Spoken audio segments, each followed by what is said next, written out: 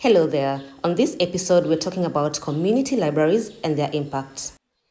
Okay, let's talk about KWEST. So I've done storytelling for KWEST, and I love that kids in Watamu will have a space, not will, do have a space to go when schools are closed.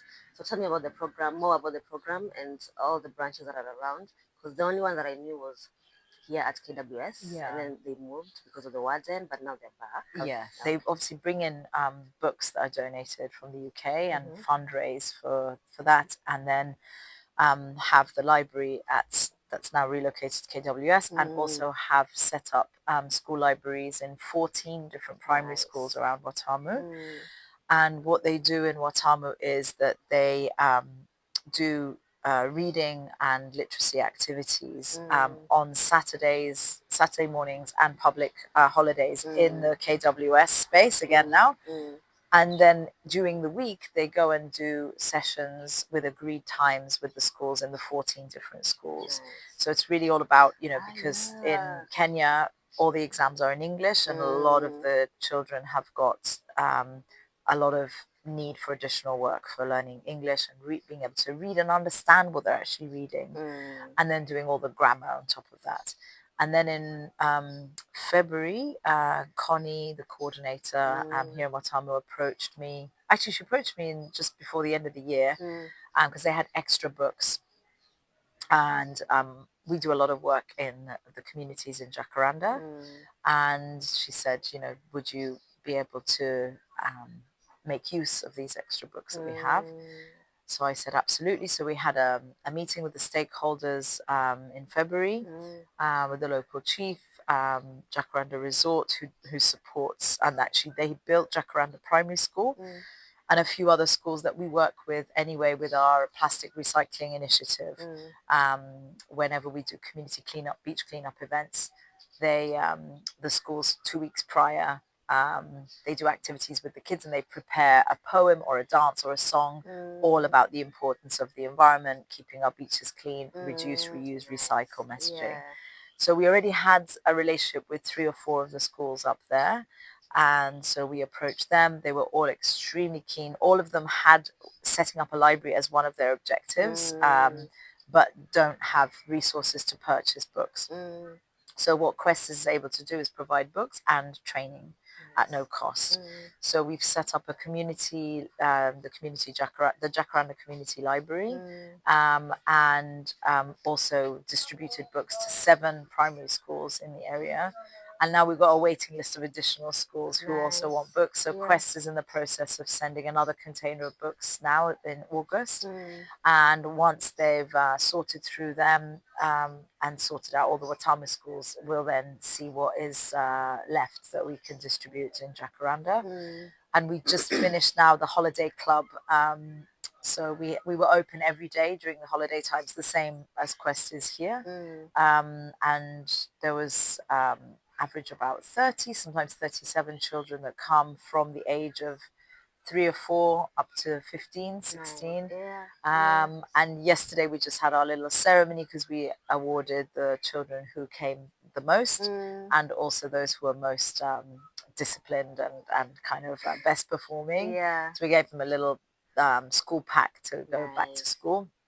And we provide lunches for them when they're there. And I asked them all, why do you come? And they all said to read, to write, to practice their English, and to learn. Those were all the reasons. And from a social point of view, getting them away from, I was talking about the culture in Watamu. One of just, there's so much weed intake going on, and the kids get to see this. And then there's also that culture of when the tourists come, they give out things, like you said, it's encouraging like a begging kind of behavior, which is not good. So that is what I feel the KWEST libraries are bringing to the social side of things. Yes. Getting the kids away from this negative environment. Yeah, and absolutely. Giving them something And an hopeful, undignified environment, right? That you don't spend your spare time going begging for food or money, but actually being in a lovely garden setting. They do playtime as well as and change of mindset. drawing, Yeah. yes, and learning and having fun and meeting other children from the community because they come from a wide variety of different schools. Yes. And also trying to ensure the mindset of the parents are also changed. That's what's a conducive way for your children to spend their holidays. And it's only from 8 till noon, so they still have the rest of the day to play and do other things and help around the household as well, because a lot of the children have got chores to do.